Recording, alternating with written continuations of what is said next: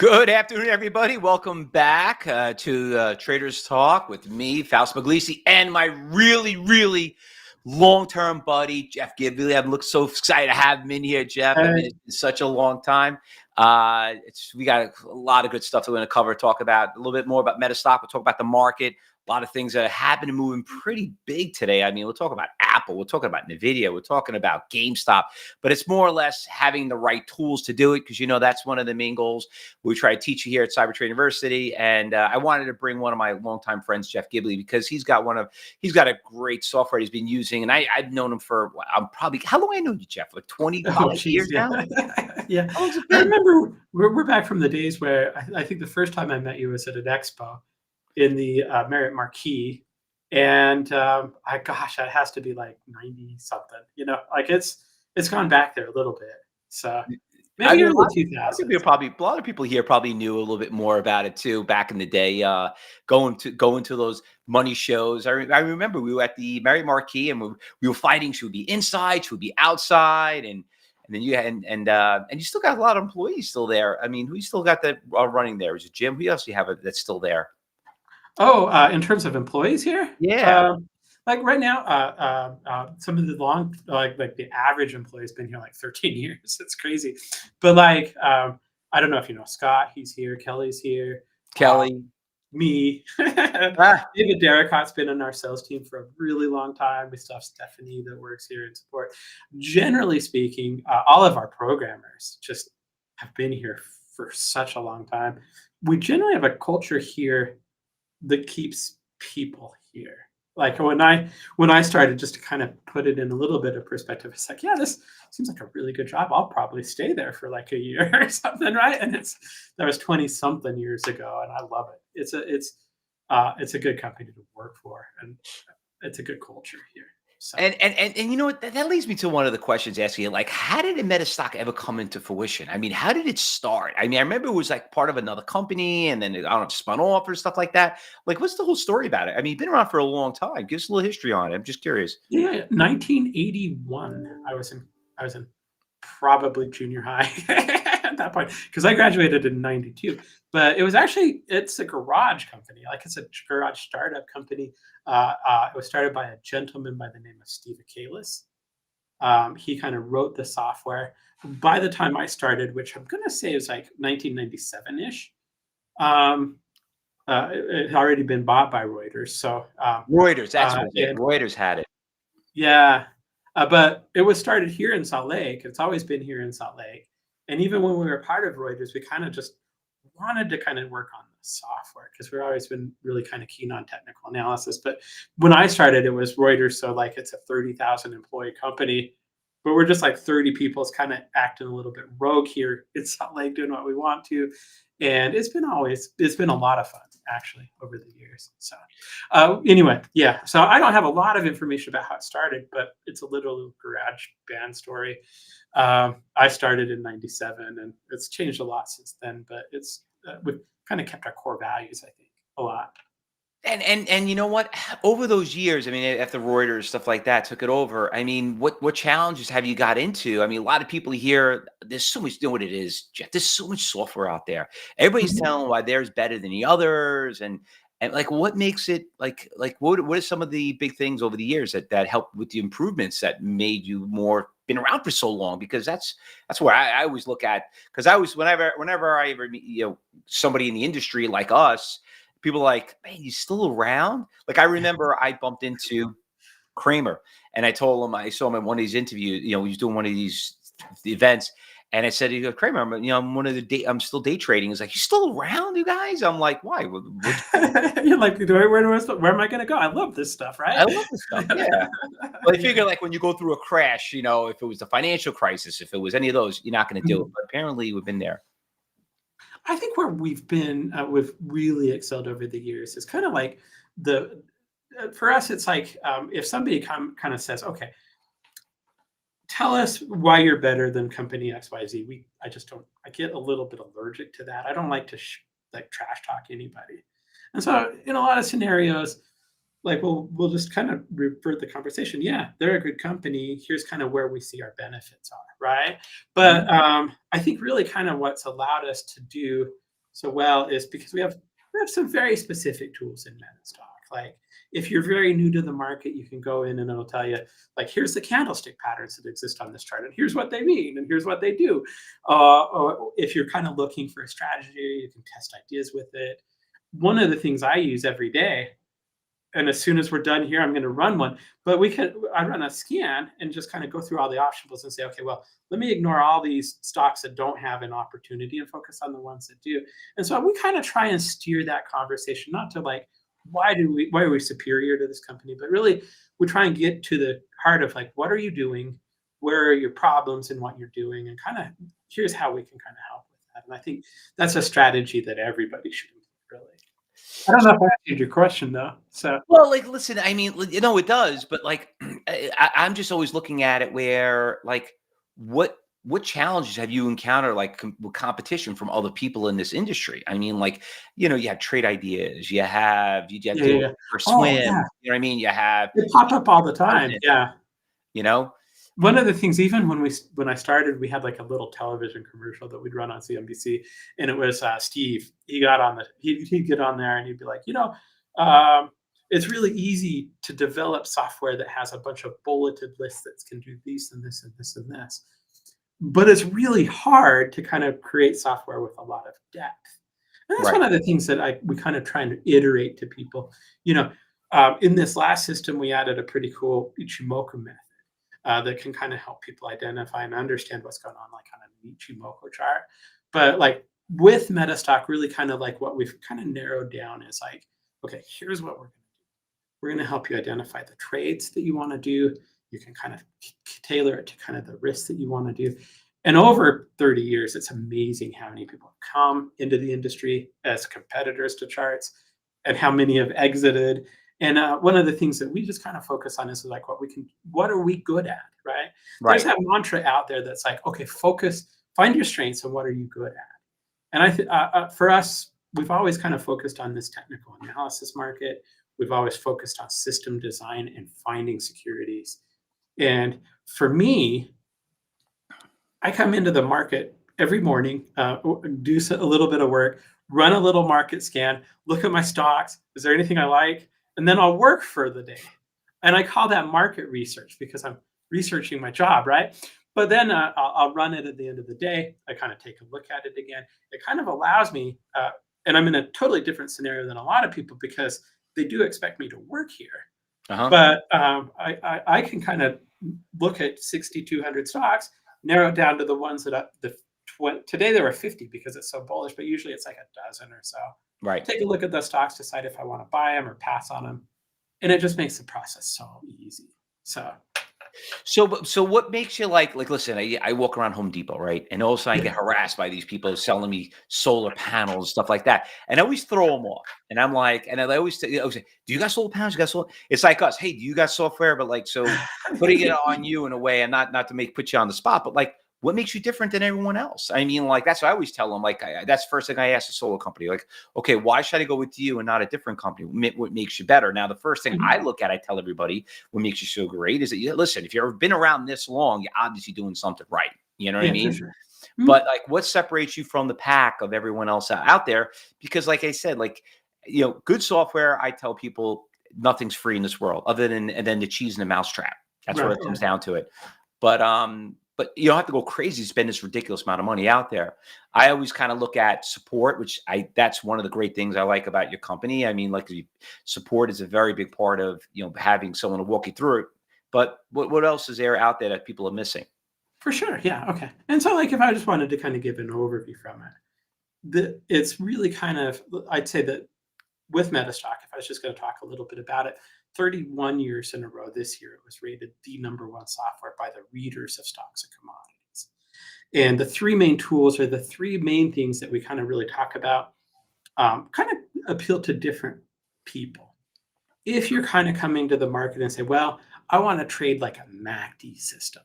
How does that work? And maybe I want to compare that to like a CCI system or maybe different indicators. If I as a trader want to know how to trade a stock, I don't really necessarily care to learn about MACD unless it works. And so I Mhm. can go in there and there's hundreds of systems that I can go in and say, okay, which of these methodologies, if I'm trading Apple, or the NASDAQ or the stocks in the S&P 500 worked last year. And it'll say, okay, well, MACD would have made you X%. And I can compare that. I can look at how many trades were generated. I can look at what the drawdowns are. And that's our system testing. And for people that are kind of new to the market, that are just like, I'm new to technical analysis, where do I start? There's so many things I could learn about that really helps you shorten the learning curve. The other thing that we do really well, or pretty well, whichever adjective you want to use, is the expert advisor, because it'll actually explain signals to you, tell you what they mean, tell you what's going on in a chart. There's a MACD one that'll tell you what's going on with MACD. There's candlestick ones, but even as somebody that's used MetaStock, I'm probably one of the most seasoned users of MetaStock for years. I wouldn't be able to trade without it, because that scanning, that ability for me, like one of the statements that I've heard over the years, Price Headley always talks about this, is he's like, I don't want to ignore all the stocks that have just a mediocre opportunity, to focus on the ones that have a good opportunity. And so that scanning, I wouldn't be able to trade without it, because it just gives me that little short list that I can say, okay, these are the 12 that I'm going to look at. Am I going to buy any of these today, or am I going to go fishing? And it just allows me to do that. So I'd say those are kind of the three core things that have really, and we are lucky. I feel very, very blessed. Not only have our employees been here for such a long time, our customers have been too. And I do think there is a lot to be said about customer support. They're all over there, but a lot of times we'll survey everybody that calls our support team, and their goal is 100% every week. They don't always get it, but they get it quite a bit. It's impressive in terms of, like, I don't know, when's the last time you called a software company, Fausto?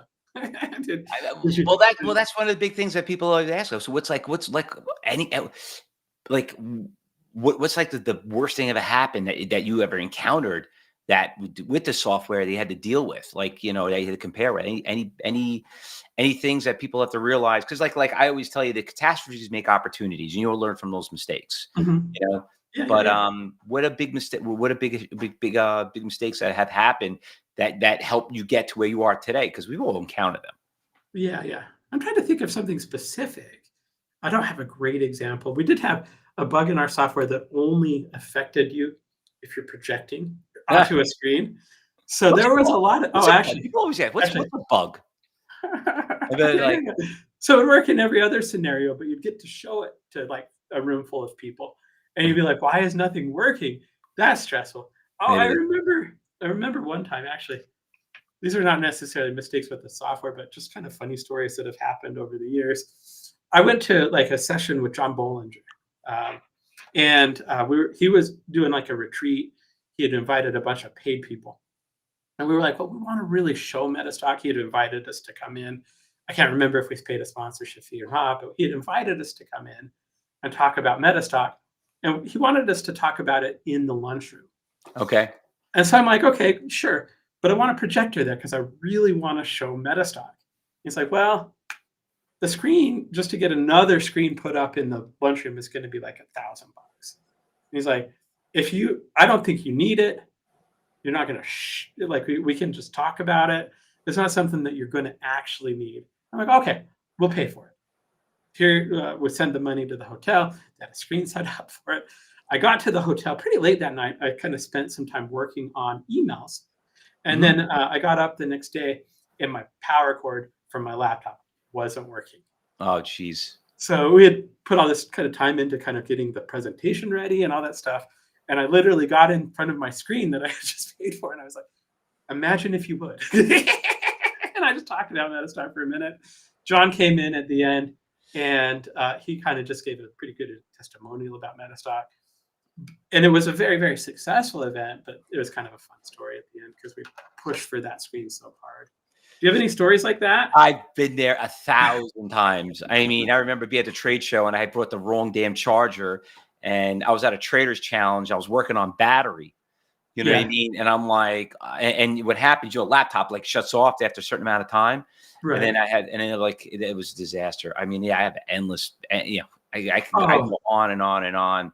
I don't know. It's funny about, like, especially online. I can't imagine. I can count on my hands all the time we couldn't get somebody's audio working, so we would patch them in off of a phone that's like on speakerphone or something. Like, Yeah, you lose internet connection, and then like, I mean, it happens all the time. But that's some of the things that the listeners, everyone has to hear us understand that we're just human, just like you, yeah, and we have the same mistakes that happen, and you just got to know how to just deal with it. You know you what I roll mean? with it. You Yeah, can't freak out. You know, I mean, you like, can. It doesn't help. yeah, it does. You know, just don't. You know, is it stressful? I don't know. Is it trading stressful? I used to get really stressed out about stuff like that, and I just there's that that mantra like, give me the wisdom to know what I can control and what I can't control, Uh, and to be able to choose the difference. Sure, I butchered that quote, but yeah, you just kind of roll with a bunch of you have yeah, I get like stressful like when you trade too many shares. Like today, I got really ticked off. I bought a position, and as soon as I bought it, the damn thing went down on me, and I forced a trade into it because I to. thought it was one of these morning runners, and ended up just I was on the wrong side. It just happened. Yeah, yeah. And what's stressful is like the goal of being a good trader is like now I got to get back to zero. You know what I mean? Mhm. It's like it's hard to dig yourself out of a hole. So Right, you right. gotta like, and if you're in a deep hole, you can bury yourself and you're dead. So and that's how you know from a good trader and a bad trader. So just like, and there was so many good runners this morning. Like Nvidia had a great run. Apple has just been on fire. Been doing great. And I rarely trade brand name stocks. We always work off the big, like you have your big percentage gainers and losers. I find it, but it just so happened these things have been moving up pretty well. So I had to like, I could have made so much more today, and that's what happened. Traders have to understand is that you just gotta know how to deal with them. So here I Yeah, am trying to like go up and up and up, and like, okay, I just had to get to break even, and before yeah, I can yeah. get there. So it's a lot of work, I'm curious, like when, because this is a common question that you get, but like if you're a brand new trader, like I'm coming to you, like I've never traded before. What is the first three pieces or two pieces, or what's the biggest advice you'd have for me? And I have like this. I'm gonna try and fix this real quick. All of a sudden, the sun came in, and I just need to close the brightlights a little bit. But what is the biggest advice you have? And I'm gonna just fix this real quick. Okay, the first thing I ask them, Uh-huh. first thing I ask them, who trained you? That's the first thing I ask them. Okay, Right. who trained you? And and then I said, well, the first thing I do is you got to get trained by somebody. If it's not by me, you got to learn from different people. Like you do a very good job having a lot of Mhm. your expos that you do. And listen, you want them to hear from all different people. And listen, some people like vanilla, some people like chocolate. You know what I mean? There's different flavors and different styles. If some people like options, some like futures, forex. So that's like the first thing. So I say you should try a little bit of everything. So then, okay. Second thing is obviously is, what is your time commitment? They could do this. Now, it's not a full-time job. It's a part-time job. And the third thing is obviously, what are you using? Who's going to train you, and what kind of software are you going to be using? Like what brokerage firm are you going to be using? What platform are you going to be using? And the thing is, they do the opposite. Okay. The first thing they do is they open up a brokerage account, Mhm. and they want to just let me try it. This is what bothers me. I can't take something. I hear people say this to me. Let me try it. If I like it, then I'll learn, and I'll go out there and learn how to do it. I'm like, you know what that sounds like? That says, let me drive the car, and if I like it, Yeah, yeah, yeah, then yeah. I'll take a driver's ed class. You're I like, mean, you tell that to a 16-year-old. Let me know how that works out. You yeah, know? you're like, okay, well, you can either pay for education now, or you can pay for it to the market, right? And like, Yeah. one of those is going to cost you way more. So, Yeah, I had people come up to me and says, Fausto, I mean, could you help me? I lost so much money. I'm like, and honestly, Jeff, I don't even want to train them. I tell them, listen, I'm sorry, I'm not. yeah. It's like a doctor screwed up on somebody, and they want you to help them save them. But then what happens? They try to pass it on to you, and Mhm. sometimes it's not worth it. Listen, the big thing that we always do when we ever train somebody, and this is why I've been around for 30 years. There are people out there, Jeff, that blew me out of the water because they're great marketers, right? Mhm. Mhm. Um, and I'm not that. I'm not the greatest marketer. And not only that, but it's not about being a great marketer, Jeff. I tell everyone, a lot of you really don't qualify to trade. We interview every single person Right. that Yeah. we Yeah. trade before we do that. And we put them through the process of knowing what goes on, just like your platform. I mean, like if you don't train somebody, and have the right educator and say, okay, listen, you're going to get overwhelmed on your platform. And then they're going to be like, okay, I don't even need it. And that's really kind of really where we go about when it comes to that. So Let's talk those more kind of about challenges. that. Like, if you're talking about a perspective of there's certain things that you're looking for that would, let's say, disqualify people from being able to trade. Would you say that? Well, the ways I disqualify people is, first of all, I always like to know who trained you. Okay. Second thing we kind of that disqualifies them is, okay, what kind of broker you're using. All right. Because some people are doing this on like Webbull. And you can't do this on Webbull. I mean, like, this is not the game. You get the people that stuck on the GameStop. Like I saw just recently. I mean, GameStop obviously with Roy Kitty was making some big news. I did a bunch of videos on it recently, and I ended up watching the movie. I don't know if you saw. Did you see the movie of GameStop yet? No, it's on Netflix. I want to watch it. Yeah, I It's was watching on yeah, Netflix. it's called Dumb Money, right? Yeah, Dumb Money. It's Dumb on Money. my. I've saved it to my list, but Yeah. there's a lot of things on there too. It's not as good. I tell you, it's not even close as good as The Big Short. The Big Short was awesome. Big Short. Everybody, that should be required watching. I tell everyone it's part of my requirements. Take my class, is you got to basically watch The Big Short, and you're gonna have to watch like 2-3 times to get it. You know what I mean? Like, there's so much going on. Yeah. But even like Robinhood, like you see the people that are investing in these trading, and like they really have no clue. And the only reason why they make money, Jeff, is they got lucky. Right. They literally just got lucky, and that's, they got the right play. But the problem is, like, I dealt with a lot of people that also got lucky during COVID, and they're like, they always tell me how much money they made and how great they did. And then all of a sudden, and then they come to us and like, well, I kind of gave it all back. Cause it was like, listen, to have somebody that never traded before and jump in, and they were at home on COVID and locked in and need to make some money. You bought anything, you made money. Yeah. Yeah. There's a whole adage like old traders and bull traders, right? Right. Well, listen. That's the hidden talent with a lot of the people out there. But the same thing goes for you. Do you go through certain qualifications, like when you kind of like get somebody to go with the software? Because listen, I just felt like sometimes some people are not worth even helping because they end up being more work than what it is. Not that we can't help you, but you got to kind of break somebody in a little bit. And it's always nice to have someone that's a little more educated, a little bit more, because then you'll spend more time with them, Yeah. I think we don't necessarily qualify customers so much, but what I try and tell people, the first thing that you should do is never trade. I was in somebody, we were looking at NVIDIA yesterday, and somebody's like, well, can I bet the farm on it? Yeah. Oh my God. And the answer that I had was like, well, only if you have a few farms, because you should never trade with more farms than you can afford to lose. So I think kind of the core rule is, one, don't trade. Like if you can't lose the money, don't trade it. You shouldn't be in the market. You should only be, and this is something that I kind of have learned from a lot of people over the years, but the first thing you should do is take position sizes that are insignificant to you. I think that's important. Right. Two, I think you should trade what you see. And I think a lot of people will take and they'll get really, really excited about trading.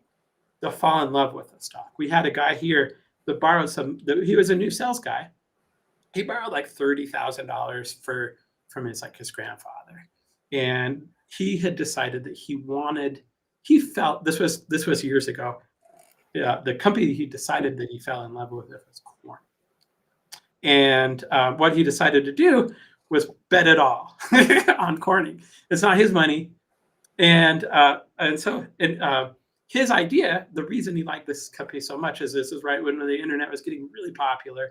They did fiber optics. Fundamentally, you like this because they did a lot of fiber optics. He bought it at the top. And as the months kind of went by, he's like, well, this is just a temporary pullback. It's going to reverse. It's a story you hear all the time. But eventually that story changed as the stock price of GLW kind of continued to go down. And finally, he's just like, I can't tell my grandfather that I lost all this money from him. And it's just because he didn't have a plan. He fell in love with the stock. All of these things you shouldn't do. You should basically the biggest thing that you need to do when you trade, in my opinion, is know where you're going to get out, because you're going to be wrong, right? No, Always.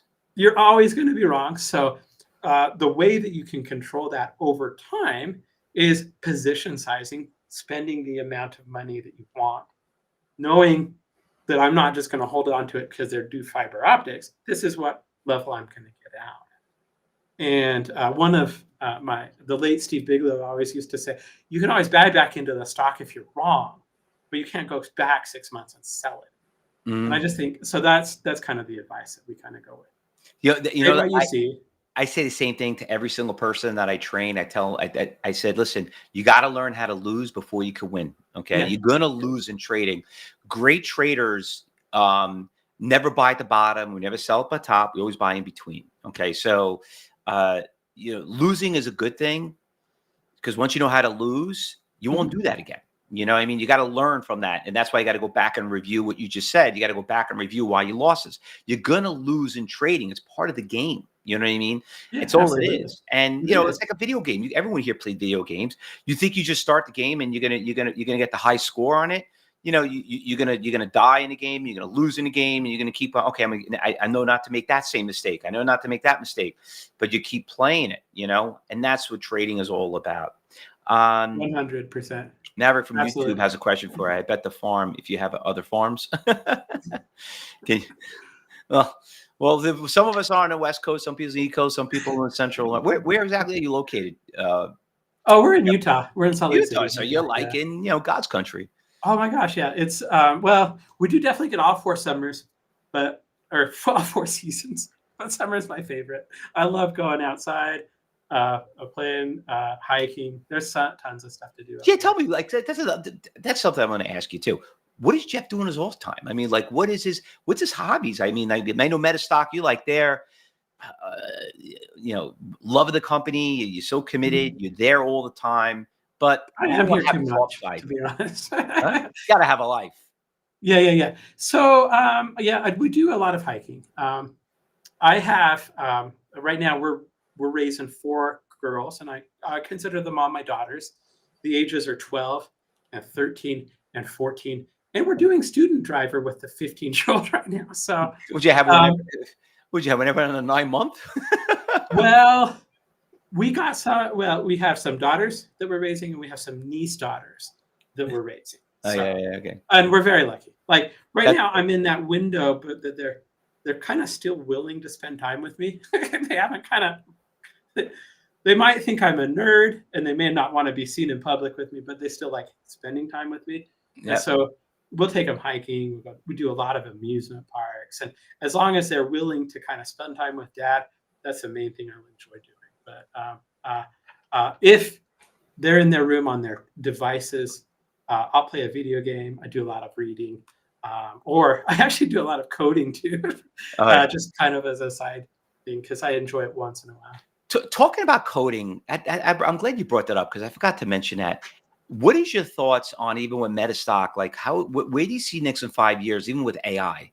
I mean, how is that affecting you guys implementing that in and stuff like that? Because I mean, we had a lot of software companies. We had TradeStation on here. We had Benzinga. We had, I always want to ask you that question too. I mean, are you guys doing anything about that, or are you guys nervous about it? How do you think you see the market affecting the market?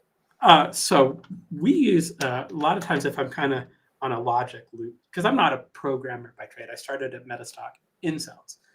And that meant if you call me, I was probably going to talk to you about like how you're trading, what you want to improve, and stuff like that. Mm-hmm. The reason I ever started coding is because like a guy called me and he's like, well, I just want to be able to find when MACD is doing this and RSI is doing that. And if you can do that for me, I'll buy the software right now. And I'm like, give me 5 minutes. So that's how I started to learn it. I think there's a couple things about AI that I kind of think, like if you go back like 5 years ago, they used to call them algorithms. And so like we have a couple hundred algorithms, and if MACD is giving you a buy signal, it'll spit out a buy or whatever, right? There's hundreds of them in MetaStock. A lot of people have migrated it, instead of calling them algorithms, they call it AI. And I think that's kind of brought down kind of the definition of AI a little bit, just from an industry perspective. Yeah, it makes sense.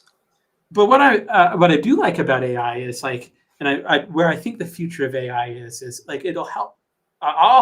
if I'm trying to figure out how to do something in MetaStock, I'll be like, okay, tell me how to code this. And they'll give me not necessarily a good formula because it doesn't yet, but it will. But it'll kind of give me a good framework to how I should organize my thoughts around.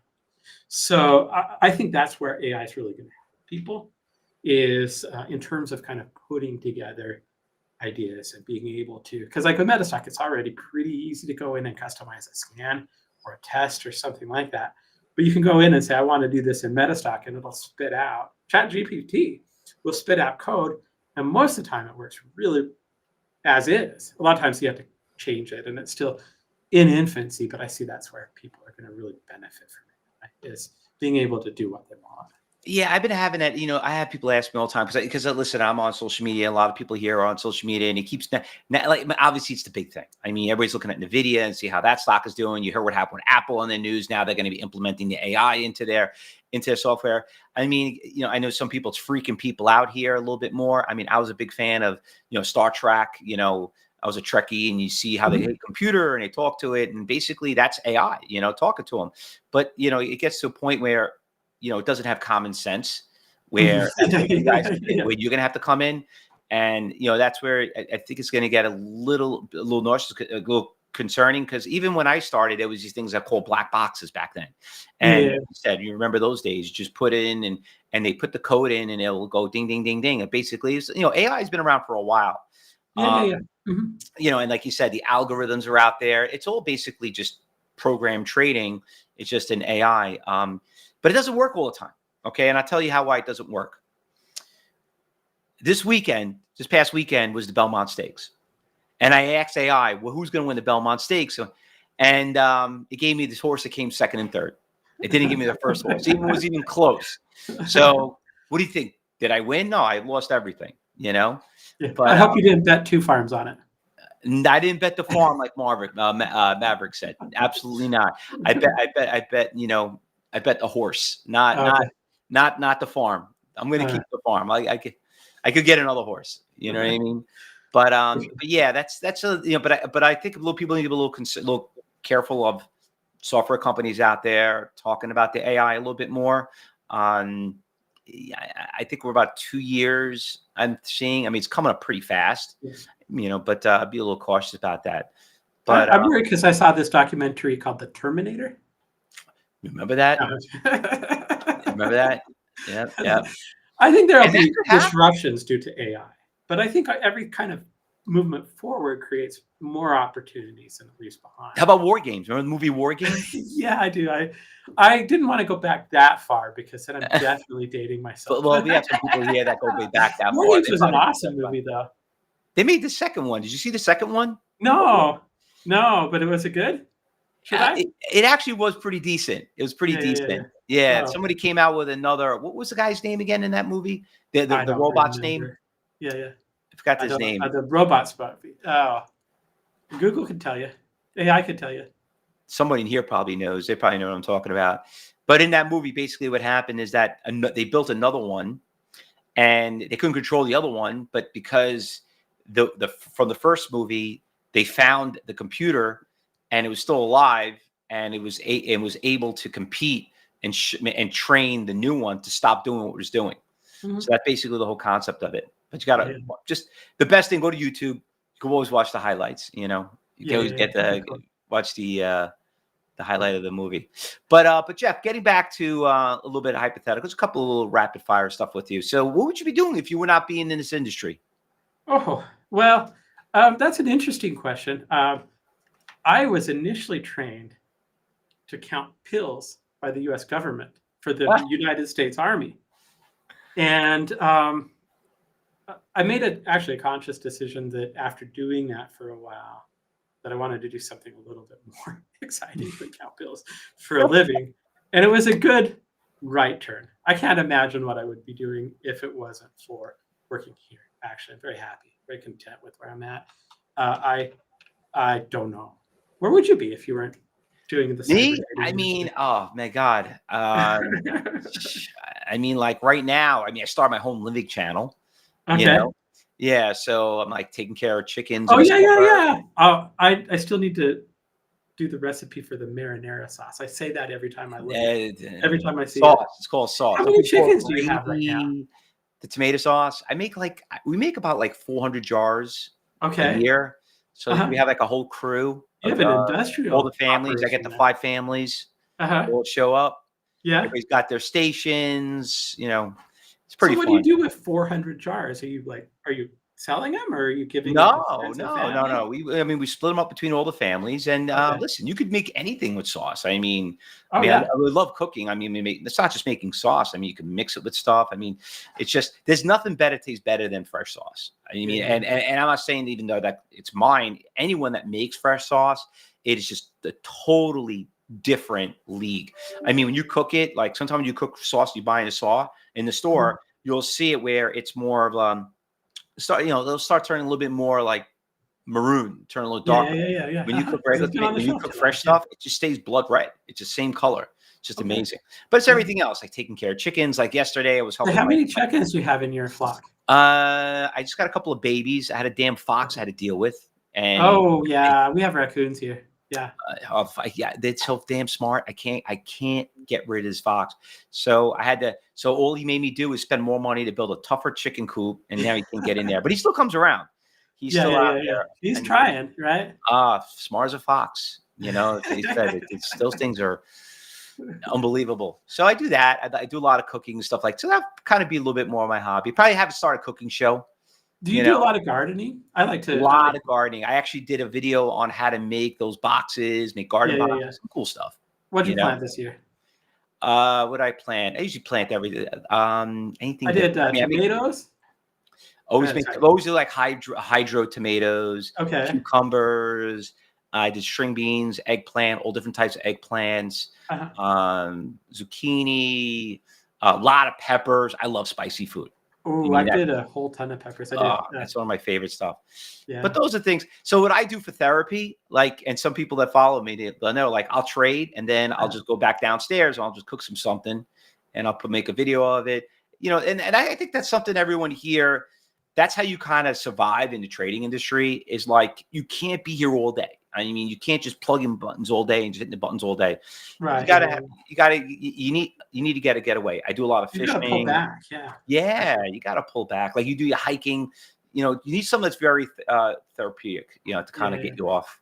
We were doing a multi-speaker like a while ago. One of the girls was like, "You should have a gym membership. You should go work out." And I don't think it necessarily needs to be that, but you definitely need to have that time to recharge. Yeah. Or you You just need something to get you away from. You need something to get you away from the computer. yeah, I remember back when I first started trading. When I was a SOS trader, and we specifically made it because I don't know if you probably saw this. Like I got my own mouse pad that I Mhm, designed. Worst mhm. times, best times to trade. Yeah, yeah, So yeah. yeah. So after I 11, have one of those, but it's of course coffee you do. stained. Of course I know you did one. So right after like 11 o'clock is like the slow time. So we'll do like a matinee to Mhm. purposely get out of the computer, trading. And that was Right, something right. that we used to do. And by the time the movie was over, we would come back and trade the afternoon. So you really want to get something that's going to really get you away from What trading are all the day. times that you're really trading? Out of curiosity. You mean- Open?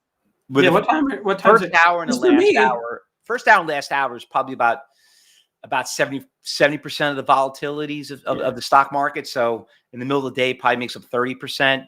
right. It also depends on what part of the country people are listening in from. Depending on where you are, it ranges. Yeah, yeah, yeah. So, some people can only trade the morning. Some people trade the afternoon. I got people from Hawaii. I got people from Germany. I got people from the hardest thing I think is people that are from we had a couple of people from Australia. Kind of Mhm. hard for them. It's like almost like 12 hours. Like they'll come at midnight to trade and that's where a little bit different, Yeah. but that's good. So, anyway, Jeff, anything else that you could probably tell us about the MetaStock platform before we wrap things up? Because, like I Oh, said, let's see. I don't know if I can put a could you chat. show? Maybe you could just show us really quick, everyone here, just something a little bit that MetaStock is going to be, probably working on, or something someone doesn't know about, and tell them how to kind of get a demo of the platform. Because I known Yeah, you for yeah. years, and I think everyone here's you got to try a little bit of everyone's stuff. I mean, to make sure you know what it is, what makes you different. And pricing for MetaStock is actually very, very affordable, particularly if it's helpful for you. Like one of the things I always tell people about MetaStock is like, if it's helpful, keep subscribing to it. If it's not, just cancel your subscription. But let me just show you kind of a process that I use. Actually, how do I share my screen here? I On probably the bottom, you see a little computer to share screen, like the third one in, All right, here we go. and then you click entire window, and you can go from there. Let me go ahead. Can you see it? We can see it now. Okay, cool. So I'll just show you what I do every day. Now, there's a few things I could show you, and I don't want to get stuck in a huge demo. There's a ton of functionality that exists in MetaStock, and we've been working on it for 31 years. There's just like, I'm not going to be able to do it justice in 3 minutes, right? But like, it's been something that we add to do things. I will tell you that one of the things that I come in here and I do every day is a market scan. So I, as I said earlier, I do market research usually around like noon Eastern, and then right before the market closes. So I'll run a scan every day. The scans that I particularly like were ones that I developed with Steve Bigelow, who was a great partner and friend of mine. And what we did with his software is we went in and we took the patterns that he really, really liked, and we made them into MetaStock in terms of something you can find. And as part of our third version, I'm just going to come down to it real quick here, we had actually created what he considered his most powerful signals. And we call them the top trend bullish patterns and the top trend bearish patterns. Now, for me, for the trading that I do, it's mostly in a Roth IRA. And I do that for tax reasons. I feel like I'm cheating. But like, so I usually look for bullish positions in the market. But if I wanted to find stuff that had one of his patterns, I'm just going to select this exploration here. These are the top trends. These are one of the ones that he really liked. Well, actually, we can't see. I can't see. I just see a blank screen. Oh, let me try this again then, because it comes up as a different window. You probably on a different window. I'm going to do the entire screen, which is what I should have done the first time. And now this will look a little bit better for There you go. Okay. All right. So here it is. This is the top trend bullish patterns. And this is literally the scan I run every day. I usually run the S&P 500, the NASDAQ 100, and the Dow Industrial. So there's about 520 stocks there. I'll run this twice every day. But I'm just going to run it. It's going to go through, and it's going to tell me of the 520 stocks, how many have a pattern today. One of these patterns. Now, I'm showing you Steve's because I really like Steve's, but there's hundreds of scans that I can run here. The one that it's going to run, because I still had it selected, was Ichimoku. But for me, this is the most helpful feature because of where I'm at in trading. I know exactly what I want to do. I just want to have a list of stuff that I can look at, right? For people that are newer, it might be the expert commentary. And as soon as this is done, I'll show you kind of how that reads out. But and it might also be system testing. So out of that list, though, actually, this is set to run on the 10th data, because I'll run a scan for yesterday, and I haven't been in here. I haven't run a scan here. I knew it was different because I ran this already, and there was like 50 with the stocks that we had. But if I'm looking at the stocks, there's 7 here that I'm looking at. I can very quickly open up these charts. I can say, okay, well, these ones look good. I like the patterns. I don't like this one. And literally just kind of get right to the nuts and bolts of things. And so this is one of those things that I use on the daily. Something that I wouldn't be able to actually trade. I could trade without it, but I wouldn't want to, because this just saves me so much time. I don't have to look at 520 stocks. I can just look at these 7. If I don't like those 7, I go fishing. Don't worry. But that's one of the things that you can do with it. So if you want to get a free trial, there's also, I could open up one of these. Actually, let's open up General Motors. I did, and it's not a recommendation to buy. I did end up buying this because of the pattern that forms on GM. And so I'm going to go ahead and open it up. You'll notice just a couple days ago, you had this Doji best friend. We had a fry pan pattern, what Steve would call a fry pan pattern. And if you kind of imagine the bottom of a fry pan, kind of here you kind of had the sellers in control, kind of narrowed down, kind of broke out of this top right here with some solid force as well. So when I ran this little particular exploration, this was one of the ones that I liked. But you'll notice right here it says fry pan. Here it's got a Doji best friend, which is another one of his patented patterns. But it's identifying them for the chart. I was scanning for them. I absolutely love MetaStock because it saves me time. It allows me to find stocks that I wouldn't have the time to look at 500 stocks. No, Right. of course not. I mean, So GM has been a good trade. I mean, I'm just looking at it right now on the intraday long-term chart. That was a good call. Nice yeah, little and run it's up in the gapped beginning. into a doji, and it's gapped into a doji. One of the things I'm kind of looking for is the direction, because those dojis are indecisive, right? But they keep gapping up every time it's indecisive. So right now, yeah, this is something that I'm holding. Not a recommendation, but we do a lot of little training classes that you can join us in, and there's a lot that's not that we're talking about here. If you want a free trial, metastock.com/CTU is a way you can just grab a free trial. Yeah, I'm Rich. You can post that in there. We'll put that link in there. Yeah. And when you do that, they'll actually, somebody will call you. This isn't, I just want to prep you for this. If you call in and get a free trial, somebody's going to call you in a couple of days. They're going to be like, hey, my name's so-and-so from MetaStock support. I'd like to set up an appointment with you, and I'm just going to walk you through this offer. And they'll spend up to 2 hours on the phone with you. And that's a free service that we do to everybody that's new to MetaStock, because we want this to be useful for you. We're not just looking for a trial. A lot of our customers have been with us for decades. We want you to be one of them. And we will invest time into helping you make sure that you understand the application. If you go through that and you don't like it, that's fine. But we're going to do our best to kind of keep you on and make sure you understand how all these methods work, how the scanning works, how to use it as a toolbox. Because it is a toolbox. We've worked on it for 30 years. And like any other tool, like if you pull out a power drill and you've never seen one before, you could cause some, you're not going to be able to be as effective as if you understood what was going on. So there you go. All right. Well, thank you very much, Jeff, for that. And hopefully everybody definitely try out that MetaStock platform. I think you guys are going to like their offer. Listen, you got to try a couple of different softwares. Listen, I know you get married to one stock, but you know what? Sometimes there's a lot of things and bells and whistles that some offer that don't offer. You definitely want to try them out. But with that said, let me just move things over here really quick, Jeff. There we go. And then listen, Jeff, we got to have you back, and we got to meet up again. I mean, seriously, Okay. I had the greatest time. My wife loves you. I mean, I love you. I mean, we always have so much fun. We have so much good times every time we get to meet. Yeah, it's been You know, different in the industry since you like know, the and corona. I There's know, not as many events and stuff I like that. know, But I know this whole thing about you should come to Utah. yeah. Well, I know, and you're all the way down in Utah, so it's like how many hours? 3 hours? From New York, I think it's more like 4 to 5. No, the time zone. Oh yeah, right now it's 10:48. It's a 2-hour difference. 10:48. Yeah. Okay, so it's like 2 hours right now. All right, Yeah. well, we're gonna definitely have you back. So anyway, Jeff, thanks for Anytime. coming, and everyone, thanks for listening. And we'll have a recording made up for everybody to watch. We'll have a couple of shorts. Make sure you subscribe to the channel. Make sure you give us a thumbs up. Make sure you subscribe to the channel and ring that Yeah. bell when the alerts come up. And then Jeff, well, like I said, we'll see you soon, and hopefully we'll bump in together. And we're gonna definitely have you back again.